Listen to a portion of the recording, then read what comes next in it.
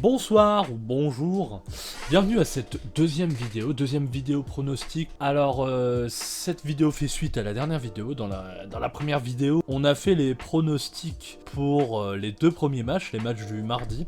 Donc c'était Leipzig, Liverpool, Barcelone, PSG. Et aujourd'hui, ce que je vais faire, donc là on est lundi soir, donc je charbonne. Et bien je vais faire les matchs du mercredi soir. Donc on en a deux, voilà. Vous allez comprendre que j'étais bien obligé de les faire pour ce petit club-là. On va directement rentrer dans le vif du sujet. Donc le premier match, Séville-Dortmund. Comment vous dire ? Alors, c'est mon petit club, enfin petit, il est très gros.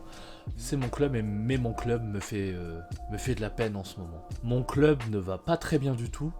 Mon club est à 6 points des places qualificatives pour la Ligue des Champions en Bundesliga. Et c'est pas top du tout quoi. C'est pas fun d'être supporter du BVB en ce moment parce qu'il y a beaucoup de choses qui vont pas. Avec Lucien Favre, ça allait pas. Avec l'entraîneur qui est pour moi un entraîneur intermittent, enfin un entraîneur qui est juste là pour reprendre un peu la barque et en fait juste la mener à bon port quoi. Mais à part ça, il est pas là pour autre chose. Cet entraîneur là, Terzic, on parle de Terzic, il fait pas des miracles non plus.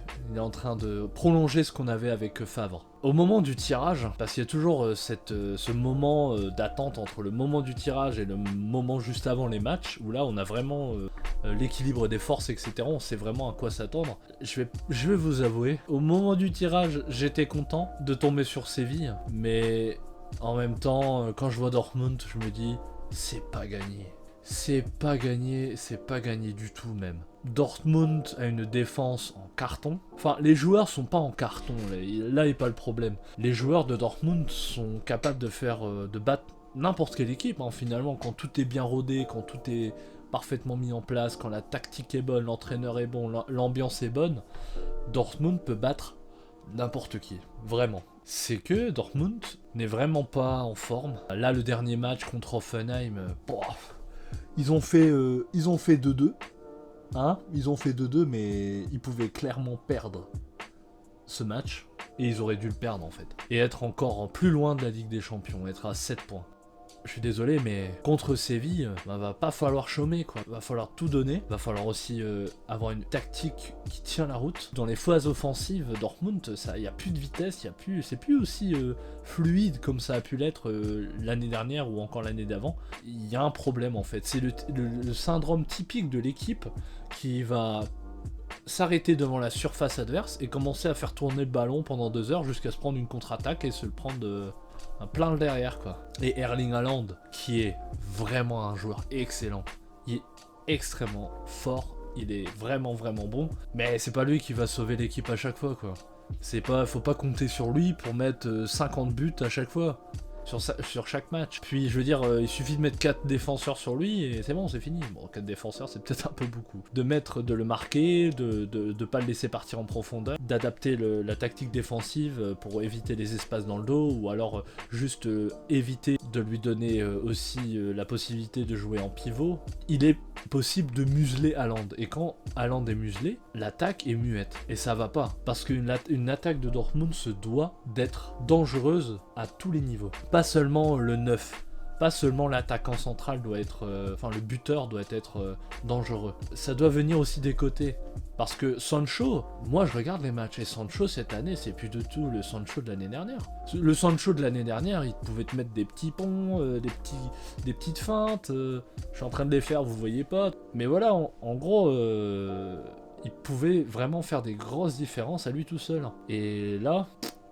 Alors, je compte pas sur Sancho pour faire la différence. Alors, j'espère vraiment qu'il va se lâcher sur les matchs, que contre Séville, il va exploser, il va retrouver le niveau qu'il avait l'année dernière. Mais j'ai pas trop d'espoir non plus, quoi. Je sais très bien que c'est pas la première chose à laquelle il faut s'attendre. Heureusement, il y a des joueurs clés à Dortmund qui sont encore en forme et qui tiennent la barque, en fait, qui tiennent vraiment l'équipe à un niveau élevé. C'est Guerreiro qui est excellent aussi, lui.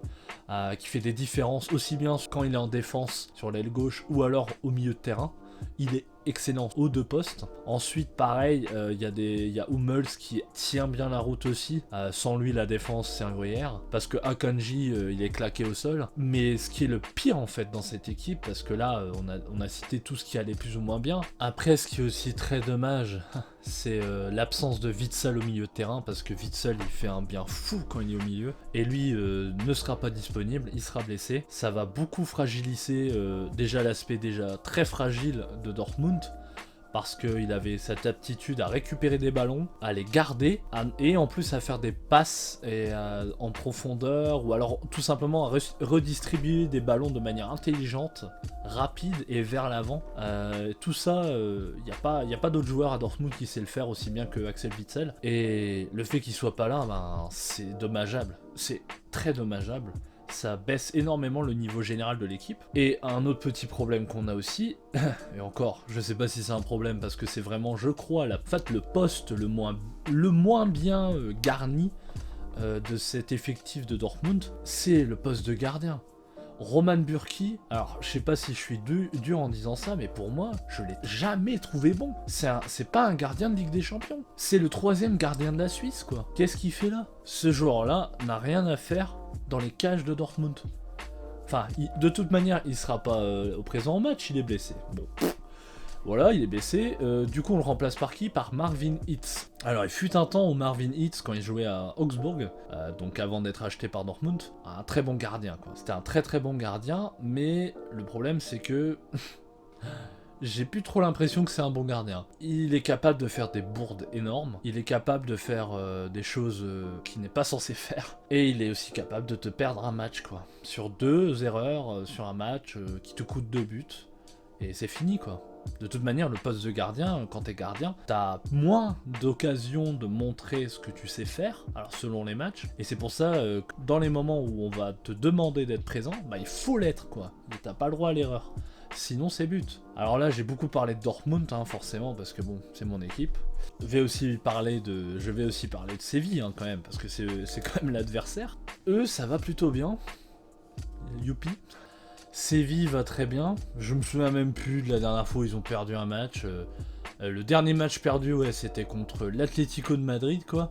C'était la mi-janvier. La mi-janvier, ils ont perdu un match. Et c'était contre l'Atlético de Madrid, qui est premier en Liga. Depuis, ils ont battu le Barça. Leur dernier match en Liga, donc en championnat, ils l'ont gagné contre USK. Ils sont très en forme. Et ils ont des bons joueurs. Et du côté de Séville, bah tu n'as pas de blessés. Enfin, si, il y a un blessé, il y a Ocampos. Et il y a aussi Acuna, donc ça fait quand même 2 joueurs importants de l'effectif en moins. Mais comparé à ce que Dortmund perd, comme avec Witsel par exemple, c'est pas comparable parce que Séville le rattrape ses pertes et Dortmund absolument pas.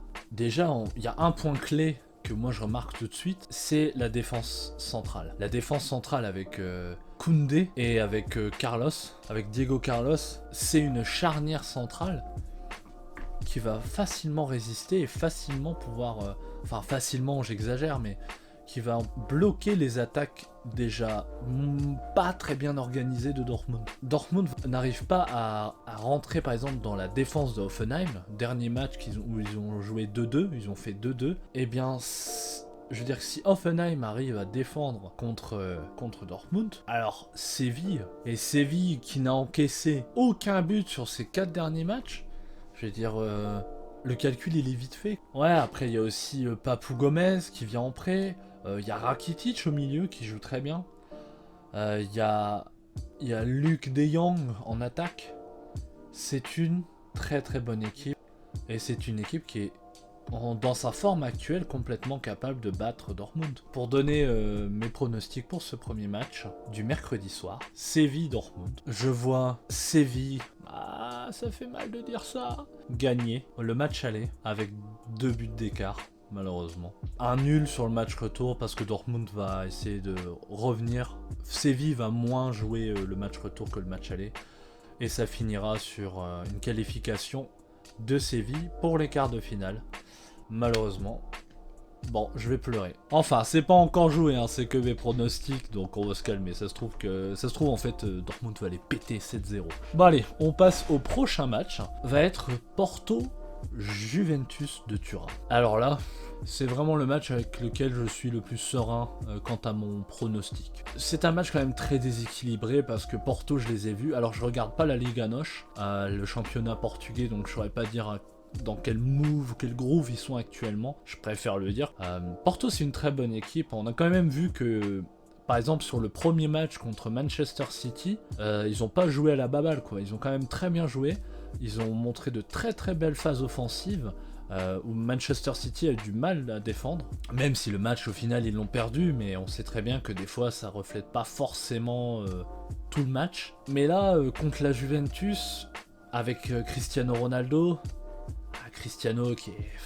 que dire. Après bon, il change un peu son registre. Cristiano, c'est plus le Cristiano dribbleur plus passeur finisseur, tout ce que tu veux, quoi. C'est pas le Cristiano Ronaldo des gris-gris, c'est le Cristiano Ronaldo finisseur. Et il va les finir. Porto ne pourra pas tenir tête à la Juventus avec un effectif quand même bien rodé, avec Pirlo qui a su quand même instaurer dans son équipe un certain équilibre qu'il n'y avait pas forcément au début. Au début, ça galérait un peu, mais c'est normal. Après, c'est son premier job d'entraîneur. Et ça tient bien, et en plus, c'est en train de remonter en Serie A. Et je les vois pas trembler face à Porto. Et c'est pour ça que jeudi, pour ce deuxième match du mercredi soir, je donne la Juventus gagnante au match aller ainsi qu'au match retour. Je pense pas non plus qu'il y aura un raz-de-marée, c'est pas non plus le type de la Juventus ne met pas non plus des raclées phénoménales, mais ils vont les battre et ils vont assez bien gérer les deux matchs, même si Porto va se défendre parce qu'ils sont pas là par hasard. Et les équipes portugaises, en général, ne se laissent pas faire. C'était mes pronostics un peu plus courts cette fois-ci, j'ai pas voulu m'éterniser non plus sur Porto-Juventus parce que je pense que c'est un match quand même assez clair. Voilà. Donc je vous souhaite une bonne soirée ou une bonne journée. Au prochain pronostic.